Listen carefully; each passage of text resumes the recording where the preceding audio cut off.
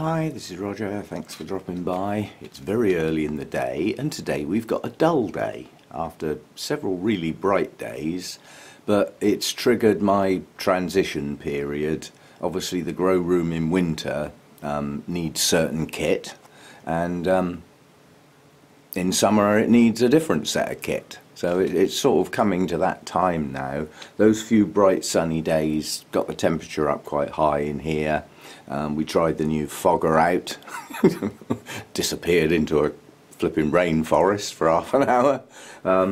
But I've had a chat about that with people that own that type of fogger.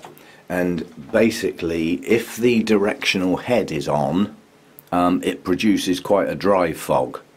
Still raises humidity nicely, but doesn't get everything soaking wet. So that's something that can just lift on and off as required. I've tried that. That makes a lot of difference. The fog that comes out doesn't get the plants wet. So that's good. But in the really hot weather, that extra spray effectively in the grow room will be really useful. I'm expecting this thing to absolutely gobble water though. But with the head on, there's a process where the fog comes out and it's drier because a lot of it condenses on the head and runs back down inside the unit for reuse, if you see what I mean. So it will use less water in that mode and produce that fog more like the stuff that comes out of the ultrasonic one. So I've got two choices for that. Obviously it's manual, I've got to take the lid off myself, but I'm around most of the time, you know, I can manage that. So that's that. I've got a header tank. That's just literally a storage box. And I went into the hydroponics store, you know, the sort of fishy place, hydroponics, aqua shop, which is not too far from where I live, to get some tubing. But unfortunately, although the measurements on that tubing match the specification for the input to the fogger, that tube is slightly too thin and it's loose and it leaks, so that's no good. But luckily I could just try the end of it without unpacking it all, so I can return that. I've chatted to the guy, he's quite happy to take that back if it's the wrong size. And then the idea is I'll take the float mechanism off. It's just held on by a hexagonal nut, so I can take the whole float mechanism out and take it to the shop with me and try and find a pipe that actually fits. But the one thing the guy did say, which on reflection, in a fish shop with lots of tanks and stuff that need cleaning now and again, how do you think they get the water out? Something I didn't think of, not even in the remote sort of depths of my mind. Siphon? So instead of having to drill holes in here and get some sort of special connector to connect the pipe to, I can just put the pipe in there and set up a siphonic mechanism which will feed the hydrofogger as and when needed. So as the water level drops down, it'll just continue to fill. I've got to try that because from past experience it only needs the slightest bit of air in a siphon mechanism and it will stop working, so I'll have to try that and see if I can get it to work. And this thing will need coating with something or some tape put on it, or I'm going to be forever cleaning the algae out of the flipping thing. So I need that, you know, I need to shut the light out of that in all but a small section. So I still need to know when it needs topping up, so you know I can leave like a little bit of it clear so that I can see the water level. It's got a strange sort of, I mean, it's effectively a storage box. It's not meant for water, it's meant for keeping things in, right? Keeping water in it. The lid's not important, quite honestly, as long as I can pour water in it and top it up when I need to. The hydrofogger is now connected up to the little hydrostat up there, which is not on at the moment. I've got to play with settings and things so that it comes on at the right time. And the thought of that coming on in the middle of the night when I'm not here, I'd prefer to have the power off at the moment. So the little one with the light on, that's the thermostat that controls the inlet and the outlet fan. That stays permanently on. I don't have to disconnect or play about with that. That kit just stays there. And this year I was very lazy, quite honestly. You can see daylight through the grill, yeah? And I didn't even bubble wrap that this year on the grounds that I thought a little bit of air exchange is better than actually sealing the flipping thing tight, because obviously when the door's shut at night and the heater's in use, there would be no airflow whatsoever, and I'd never get any fresh air in here because there's no windows. So I didn't even bother bubble wrapping that this year. The little bit of extra cost on the heater was not a big deal. I mean, I'm not as short of money as I used to be, thanks to the sort of YouTube funds coming in, so I don't worry about a few pounds anymore. I just let it go. A couple of requests. Beatrix was saying that she's really pleased that her Mackay has opened after a long wait apparently, and I did sort of say that mine's open, and I did say I'd show that. So there we go. That's its blooms in their pale state. When they opened, they were a really, really deep colour with hardly any spotting on the petals and sepals. And then as the colour fades, quite honestly, I think they look better like that. But that's been out some time. I don't know how much longer they're going to last, but been open quite a time. The plant itself is coming on nicely. It's pushed up some new growth through the winter, and there's some root activity going on. But I'm expecting that thing to kick off in this growing season, and actually, I mean, it could potentially get half as big again in one season. They do grow fast once they get going. My Brassivola little stars up here, again for Beatrix. First three blooms are open. I've got a bud blast here on one of the other two spikes.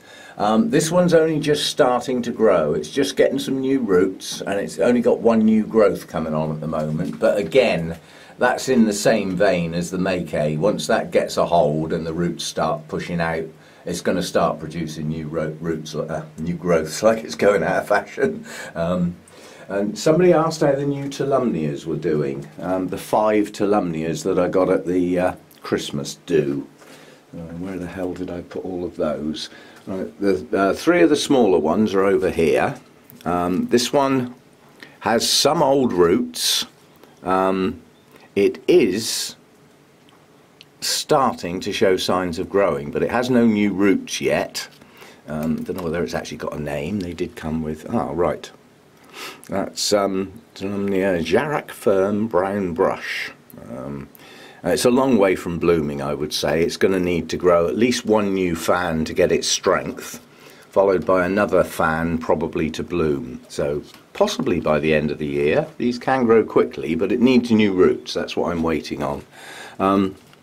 This little one here, that's Jarak Rainbow Soft Pink, and I'm looking forward to that one. If that picture's a true representation, that's going to be a beauty. Now that one's just starting its new roots on the latest fan. So there's an old fan there and a new one just starting. It's not strong, but it's at least starting some new roots. So that one should get going reasonably quickly now. Once the warmer weather and the longer days come, we should be up and running. And this little one had quite a few older roots on it, which are hydrating the plant okay, but at the moment it's a single fan. So again, I'm waiting for the next growth to appear, which will then produce a proper root system. So those 3 are coming on, and the other 2 are in a separate place because they've got spikes on. And the problem here is I move around a lot here. If there was a spike sticking out here, I'd be forever knocking it. So that's why the other 2 were put somewhere where they are spike safe. Alright, this one is effectively, this is a single fan, and it had a spike on it when I got it. Unfortunately, the main lead on that spike actually died back, but the 2 branches are pushing on nicely. And one of those branches has also branched. So, you know, never cut your Tolumnia spikes off until they turn that pale straw brown colour when they're dead. As long as they've still got that deep coloration to them, just leave them there. They are liable to branch. So that single fan had quite a few old roots. There's no root growth, but there's more than enough roots there to keep that hydrated and push that spike on. So it's coming on. But again, I'll be looking forward to a new growth on that one soon. It might not start that new growth till after it's bloomed. We'll have to wait and see. Oh, did that one have a name? Oh yeah, this is there's two of these that have got a probably what is nothing more than a trade name, but that one's called Mo 01. And this one up here is Mo 04. So again, I think it's another trade name. That's a lovely delicate coloured Tolumnia if it's true to the picture. Now this one has an old fan and a small new growth, and again it had quite a reasonable set of old roots, so it is capable of hydrating, but I don't see any signs of new roots yet. But this one's now got a spike. Buds are just showing colour as well, so it won't be too long before it opens. Coming on nicely, that one. And somebody asked about something else. Can I get at it? That's the thing. It was my I'll see if I can lift it out carefully. It will be carefully. Somebody wanted me to hold it to get a proper impression of the actual plant size, because they were thinking of getting one, but they didn't want to get it if it was going to be too big. And it's my Prismatocarpa. Let me refresh that. It's Prismatocarpa, Why Won't You Bloom? Because it never has. Despite growing quite well, it's never bloomed. So that's an impression of the size of the plant. It is capable of growing slightly larger than that, but not much. That is about the normal size for the leaves. So the leaves are probably 10 to 12 inches long, with another 3 or 4 inches of bulb underneath, plus whatever pot you've got in for the overall height. Now this one's done something strange. It pushed out 2 leads. This one and this one, both of them formed a sheath but didn't bother blooming on those sheaths, and this one has pushed out another new growth and the other lead didn't. So this one's not growing as well as it used to, but it was repotted, so I had a bit of a shock. I had to settle down again. Now all of my growths so far have only ever produced 2 leaves. This one, the latest one, has produced 3 leaves. And, again, it has a sheath. So we'll have to wait and see whether that's going to bloom or not. But it grows okay for me. I mean, it's got a reasonable root system in there after being repotted. But, yeah, Encyclia Prismatocarpa is a non-bloomer for me. Never really quite worked out why. But anyway, the latest growth has 3 leaves instead of 2. Don't know whether that's an improvement or what. And a sheath, so we'll don't hold your breath. But maybe we'll get some blooms on this one. Who knows? Because it hasn't bloomed for me, I don't know what happens here. Bulbs that produce a terminal sheath have got several ways of dealing with them. Sometimes the sheath is followed almost immediately by the buds, which push on up through the sheath and out and bloom. And others, there's quite a delay between forming the sheath and the buds actually appearing. And then some others have a really long delay between the bulb maturing and the sheath being produced and the buds forming, such that the sheath dies right back and turns brown and dries off before the buds even think about coming out. And because this hasn't bloomed, I don't know which set it falls into, if you see what I mean. So we'll have to see how it goes, basically. But yeah, a non-bloomer. That was the other one I was asked about. No other questions outstanding as far as I know. The shade netting went up because of those bright days. I haven't taken it right up to the top yet because I've still got a couple of dendrobiums that haven't produced their spikes or buds just yet, the resting types. So I still want that bright light in through the top of the grow room where those dendrobiums are. This beastie that lives up the back with the dark leaves on is Dendrobium chrysotoxum, and I'll see if I can get anywhere near it. I'm not getting it out. We have movement, yeah, So some of the canes are starting to move, so we are going to get blooms on that. They produce quite long arching spikes with very attractive blooms on, but quite I noticed that when I was putting the shade netting up from outside looking in, because that one's easier to see from outside, so it's near the glass. But that's going to bloom, so that's pushing on. So that confirms in my mind now that this is, although it's not a deciduous dendrobium, it is the winter period that initiates the blooms, yeah, because of the time of year. I mean, some of my resting dendrobiums, I wonder why I rest them, because they don't bloom till sort of later in the year. So it's not the rest that triggers the blooms.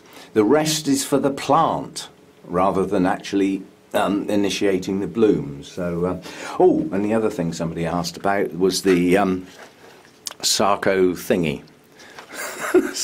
Sarcochilus. Well, I'm not going to get it out because it's a bit tangled at the moment, but it did produce a spike, and the spike does now have buds showing, so we're going to get some blooms on that. I'll be very interested to see what they actually look like, because that was a present. It wasn't even a present for me, it was a present for Hannah. And it's not something I would have bought, so it'll be interesting to see what the blooms are like, and do I like them. So certainly Burnham's actually sell those. They've got quite a few varieties, I think. And our coach trip is to Burnham's in whenever it is, I've forgotten now. April or May, something like that. So I'll be having a trip to Burnham's, and I may, if I like this, I might keep my eye out and get one or two more. Although I think some of them grow a bit bigger than that. And they're very prone to growing plantlets. You can call them kikis if you like, but they do form a bush eventually with lots of plants on, apparently, allegedly. So we'll have to go with that. Yeah, so the kit is on the change at the moment. The major change that I'm looking forward to is getting rid of the heater, which I can't quite risk yet. There comes a time when the nights are short enough that even if it's a cold night, leaving the door open gets enough residual heat from the house in here to not bother with a heater. Yeah, but I'm not quite sure I'm there yet. You have to bear in mind this time of year last year we had snow and a big freeze, you know, so you know, we're not there yet. So I can't risk taking the heater out probably for another 3 or 4 weeks. But it means at the moment the fans are on manual. So if I want the big circulating fans on, I have to manually turn them on. So that will change, and both of those will be hooked up to a thermostat, so they'll just come on when the temperature starts to rise, and then if the temperature starts to rise and the humidity drops, the fogger will come on with the hydrostat. So we'll be almost fully automated, but that's how I run it for the summer. It's a different kettle of fish in the winter. This little cattleya is about to open. That's just a no ID, this one. But it has, again, a nice orange colour to it, but nowhere near that colour. That is a deep orange, and a crystal clear, clean orange, that one. I really do like that. Just for the purity, you know, it's just one colour, and it's a good colour, so I like that one. But yes, the other orange one will be out soon, and you can probably just see the silhouette up the back there. That little cluster of cattleya blooms are probably going to be red, given the name of the plant. So we will have some red in here by hook or by crook. I like my yellows, oranges and reds, but I'm very thin on the ground with the old red colour. So a few were bought in last year that have got red in their name, so we should get some red down the line. Okay. Right, so I'm going to leave it at that for today. As I say, things are on the change. First lot of shade netting up, and the second lot of shade netting down this end can wait for some considerable time, because at the moment the sun goes behind that giant twiggy tree out there and becomes so filtered in the afternoon that it's not worth worrying about. And then later in the afternoon it comes out from behind the tree and goes down behind those houses, and at that point It hasn't got a lot of strength in it. Yeah, and that's when it's there. Obviously that's only on a sunny day, which we've had, and that lights up this whole area magnificently. And at the moment I don't want to lose that extra light, so the shade netting on that end has to wait a bit until I start feeling the leaves getting a bit warm from that late afternoon sun, when the strength of the sun builds up a bit more, and then we'll have the layer of shade netting up there too, and then we'll be fully up in the summer mode. Looking around the resting dendrobiums, all I can say is that on most, buds are pushing on nicely. I think the next bit of a spectacle is going to be that nobly up the back there. There's a lot of buds on that plant. Some of them are buried lower down in the plant, but there are a lot. That's the Dendrobium prima donna. That's going to be out in the not too distant future, so we've got that to look forward to. And yeah, I think there's going to be quite a lot of kitchen time coming up soon. I've got an awful lot to repot, and I don't want to leave it too long because I don't like doing too many at once. I get bored with the process if I do too many together, and then I start getting sloppy. You know, I start rushing and can't be bothered, sort of thing. So I'd rather do just a few at a time and then have a gap, and then perhaps do a few more when I'm in the mood, and gradually plod through them. But if I don't get going using that methodology, you know, we're going to be towards the summer before I've finished, and the temperatures are going to start getting a bit warm out here, and there's obviously an element of shock from a repot, and I'd rather they had time to settle in their pots before those really high temperatures kick off. So I need to get cracking on that. So I won't film every repot, there's no point, but what I'll do is try and pick on the different types. You know, I mean, my Paphiopedilums need repotting. I'm not sure I've even filmed a repot of one of those. Some things are probably coming out of pots and going on mounts this time round. I've got some mounts that have got to be remounted, you know, sort of sorted out, because they're growing a little bit away from the mount or things like that. So it's quite a bit of variety to do. I've got Restrepias to repot, you know, so there's lots of different things to look at. Strictly speaking, my Cymbidium ought to have a repot, although I think it might actually hang in that pot another year. It's only got one new growth, and there's plenty of room in the pot for it. And being terrestrial type orchids, the acidity in the pot is not quite so bad, because they would be used to a soil-based thing with a lot of leaf litter and, you know, sort of decay. You see Cymbidiums in the wild, half the plant looks as though it's decaying. They do get in a hell of a state in the wild. There's more old plant than new plant, because there's nobody comes around to tidy them up and repot them. So they just get bigger and bigger, and new bits head off in different directions and up through the middle, and a lot of the plant just dies back. And you end up with a mound, huge mound, most of which is dead, with new bits hanging off. So, yeah. Strange growth pattern in the wild they've got. So I'll leave it at that today. A few bits and pieces and a few questions and inquiries, and as I say, I've got a computer day today. I've got to get my my other big talk is coming up next Friday, and that video isn't even finished yet, so I've got a bit of filming, a few clips to do to add in and just finalise that, ready for Friday. I'm not going to bother putting it up on YouTube again. You've effectively seen it, so although I've done some changes to it, they're not that big, not worth posting again, I don't think, because obviously I have to do a soundtrack for it, because, you know, when I'm doing the talk, it's a silent movie basically. Not black and white, but a silent movie. So I play with that, and then my other talk out in May, which is that's in progress, I would say. I've started it, I've got the format of what I want to do in my head, and the fact that it includes a lot of the dendrobiums, I've been storing away clips, you know, clips of what the resting dendrobiums look like as we went into autumn, clips of what they look like in the depths of winter, but I need to add in the clips of as they come into bloom, hopefully, if they do it in time. So I've got a progression of video clips on some of the dendrobiums. So that's different type of talk, that one. Very video based and not too many stills this time. Not so many words either, with any luck. Anyway, I must crack on. I think that was the only things people asked about. Well, if not, I can get back to it next time. And thanks for dropping by.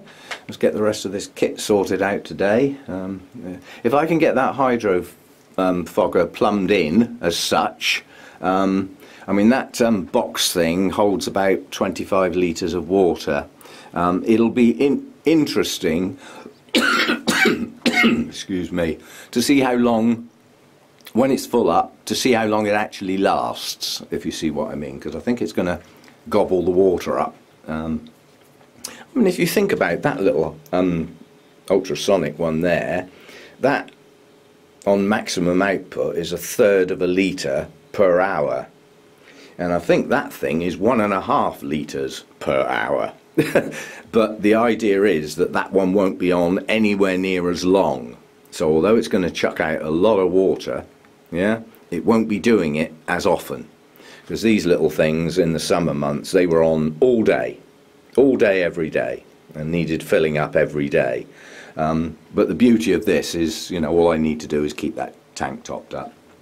But it's going to use a lot more RO water. If that holds about 25 litres, that's about the same as the Vander bucket, yeah?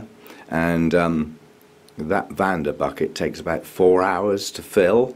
So I've now got, you know, double the length of RO time to keep that one bigger, full up. So I'm going to need to get some more water storage containers so that when the RO unit's on, I can produce a lot more and store it so that I can keep that topped up.